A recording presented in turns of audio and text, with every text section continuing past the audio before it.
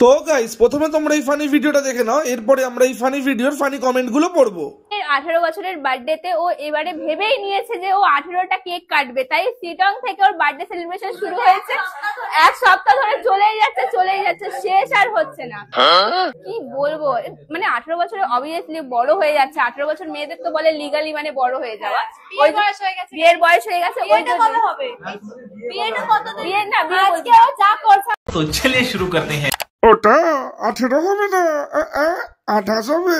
হ্যাঁ, ভুল করে 18 বলে দিয়েছে মনে হচ্ছে আমার। 18 বছর? শ্রাদ্ধ বাড়ির ব্লগের সময় তো কলেজে পড়তো, আর এখনো বয়স বাড়েনি, চ্যাংরামো করার জায়গা পাইনি, যত সব ছাপড়ি। কলেজ কমপ্লিট করে এখন 18 বছর। 18 বছরে হানিমুনও সেরে নিল একসাথে।